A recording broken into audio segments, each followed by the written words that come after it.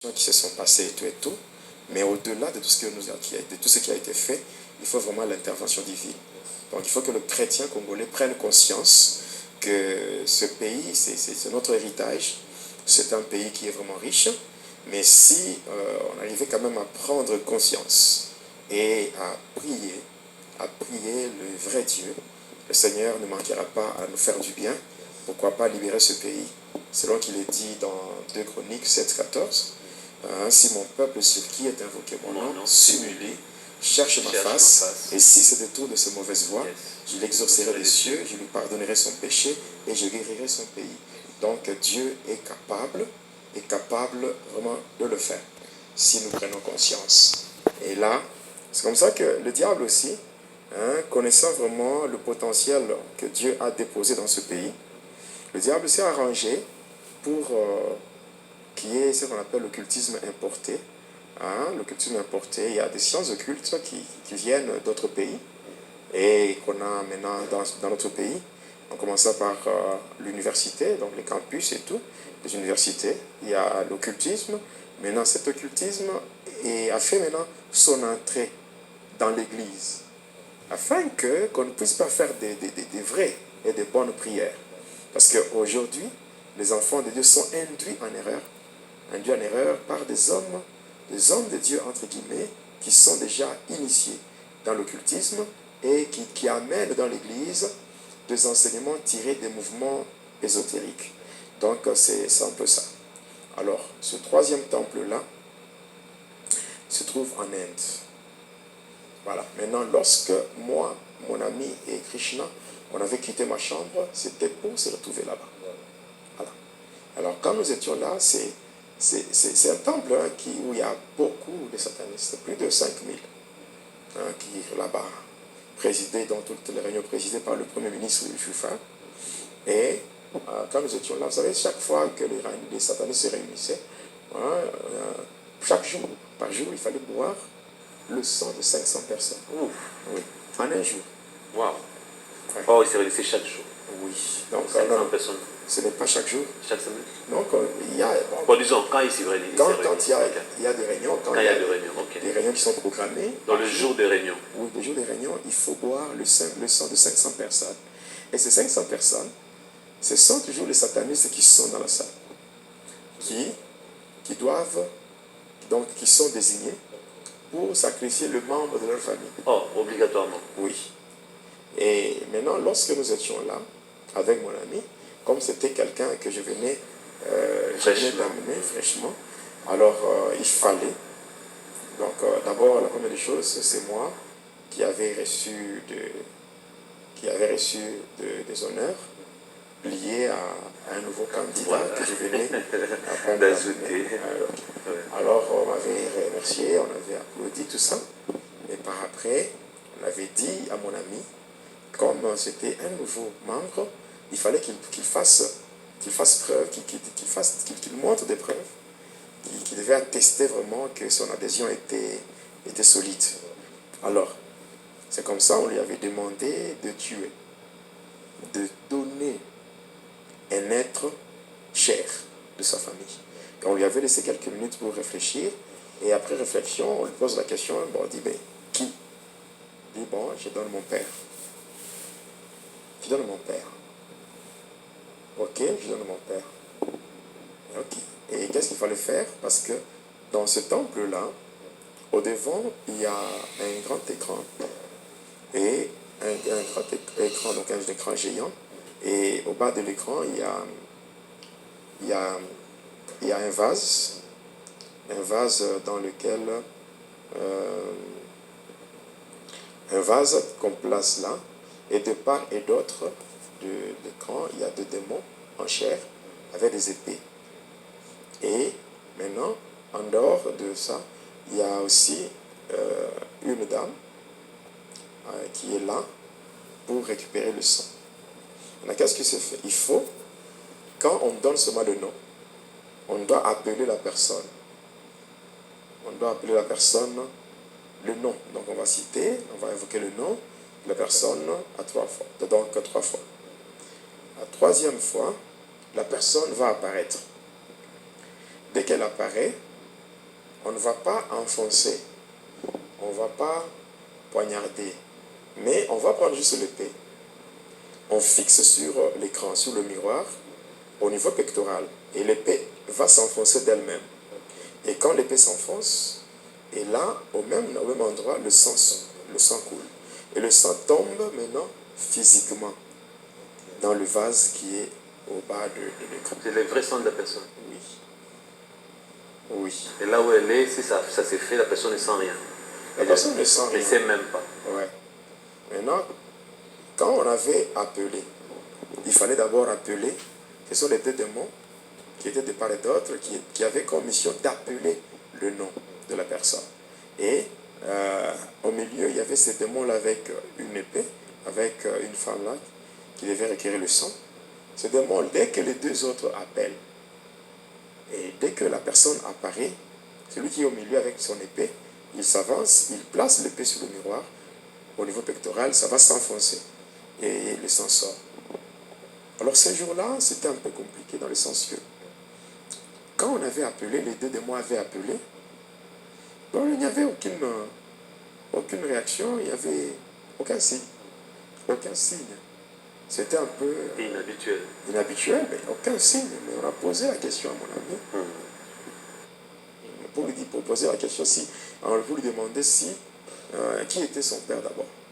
C'était un agent aussi, ou bien c'était un agent, ou bien il était aussi membre d'une société secrète. Il a dit non, il n'est ni agent, ni membre d'une société secrète. Il n'est même pas sorcier, mais c'est juste un chrétien, un membre d'une église. Il était juste un membre d'une église. Oui. Membre d'une église. On dit, c'est un chrétien. Il dit oui, un chrétien. Un chrétien. Alors là, on nous avait demandé maintenant de doubler. Alors au lieu que les deux là puissent invoquer seuls, maintenant cette fois-là, il fallait d'abord appeler aussi les esprits méchants. Les esprits méchants qui sont chargés uniquement pour tuer. Il y a tels que les Asdamo, Asmodée, tous ces esprits-là. En dehors de ces esprits, il fallait que nous tous qui étions dans la salle, plus de 5000 personnes, on devait crier pour appeler ce même nom-là. Et pourquoi cela? Parce qu'il avait dit que son père était un chrétien. Or, quand un sataniste tue un non-chrétien, il reçoit une faible récompense. Mais quand il arrive à tuer un chrétien, alors vraiment, il aura tout ce qu'il peut demander. Il peut demander beaucoup de choses et il suffit à lui donner. Pourquoi? Parce que lui a permis d'éliminer son ennemi. Le chrétien, ce sont les ennemis de Satan. Ce sont les seuls qui déstabilisent les activités, qui mettent vraiment du désordre dans l'organisation du diable. Alors dès qu'on élimine un chrétien, vraiment, là, on est bien avec Satan. Alors comme c'était vraiment un chrétien, il fallait que tout le monde puisse quand même s'impliquer. Et c'est comme ça qu'on avait fait jusqu'à ce qu'on était même fatigué. Oui, on était fatigué. Ça veut dire des heures. Le papa n'était même pas apparu. Donc il n'y avait rien, aucun signe. Et tellement qu'on insistait. C'est comme ça, qu'est-ce qui s'était passé? Au lieu que le papa apparaisse, il y avait juste une croix. Mais sur la croix, il n'y avait personne. Et quand on voyait la croix, il fallait continuer. Et à notre grande surprise, sur cette croix, il y avait maintenant du sang. Il y avait le sang qui coulait. Et quand le sang coulait, l'écran ou le miroir s'était brisé. C'était brisé, nous étions projetés chacun de côté, et nous étions tous par terre. Et quand nous étions par terre, c'est comme ça que quand après on s'était redressé, et maintenant on était en train de taxer mon ami pour dire que c'est lui qui était auteur de cet incident-là. Et comme on ne pouvait pas tolérer cet échec, dans la dimension spirituelle, on avait échoué. Ouais. Alors il fallait passer maintenant à la dimension physique. Et c'est comme ça qu'on avait pris le poison physique en poudre, on avait remis à mon ami pour dire qu'il fallait qu'il rentre, mettre cela dans la nourriture. Dans le satanisme, on ne tue pas que du point de vue spirituel, on peut même s'en prendre physiquement aux gens. Physiquement.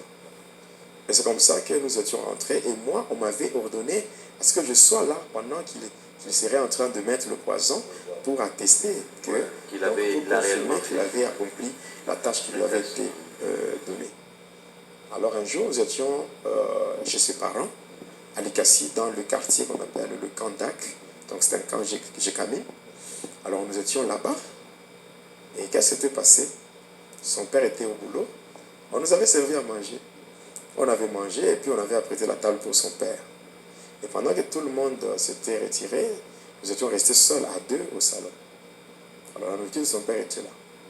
Il avait pris le poison et je voyais moi-même, de mes propres yeux. Et il avait mis dans les condiments de son père.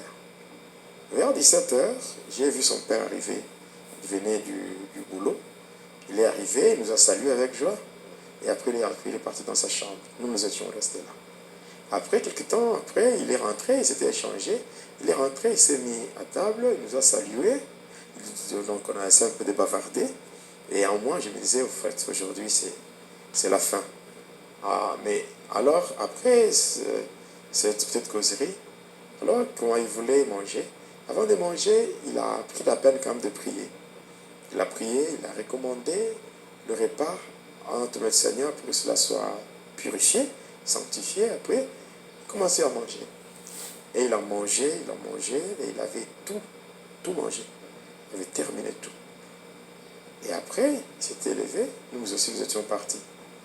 Mais, jusqu'à aujourd'hui, au moment où je donne ce témoignage, ce papa est encore en vie. Wow. Il est à Likassi. Il continue toujours dans son église là.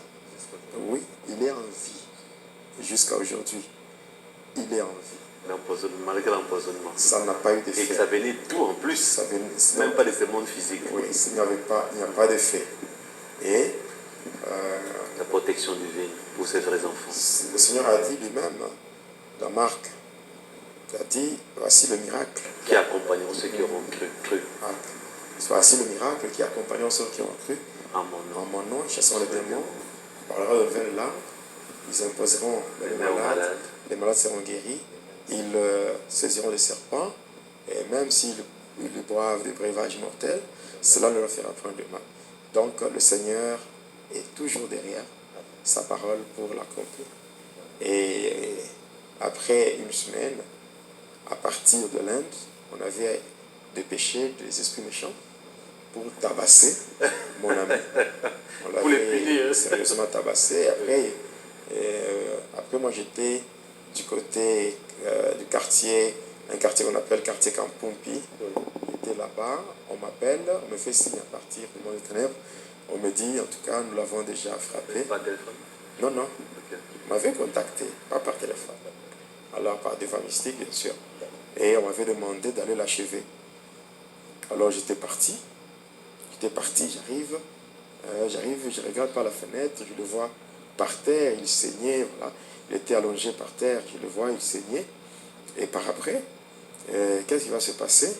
Quand je l'ai vu comme ça, alors moi j'avais contourné la maison et je m'étais allongé par terre, je m'étais concentré pour prendre la forme du serpent. Alors étant un serpent, maintenant j'étais entré et je l'avais piqué. Je l'avais mordu, c'est comme ça que j'étais parti. Quand j'étais parti, je contourne la maison et étant derrière là, je reprends la forme humaine, je rentre dans la maison, je trouve par terre, je dis, mais qu'est-ce qui ne va pas? C'est quoi? Il me dira, on m'a frappé, tout ça. Et il y a à peine quelques minutes, il y a un serpent qui est entré et qui m'a mordu, qui m'a piqué. Il dit, le serpent, t'as piqué, t'as mordu? Je dis, oui, le serpent. Je dis, le serpent, il est parti de quel côté? Là, il me pointe avec son doigt, il me montre le côté où le serpent est parti. Et là, je ramasse un morceau de bois là-bas, je commence à chercher les serpents partout. Et là, je cherche les serpents. En fait, c'était le serpent qui cherchait les serpents. C'est comme ça, les agents de ténèbres, quand il sait que c'est lui qui est auteur d'un malheur ou qui a fait ceci ou cela, il sera là, il va montrer une fausse compassion et tout, mais sauf qu'il sait qu'il est lui-même auteur. C'est comme ça que j'étais parti, j'avais promis à mon ami que je devais passer le prendre le matin pour l'amener à l'hôpital, et j'étais parti, et la même nuit, il est mort, il avait rendu l'âme, et c'est comme ça, il a été enterré. Donc lui, qui cherchait la mort de son père, lui-même, il est mort avant son père.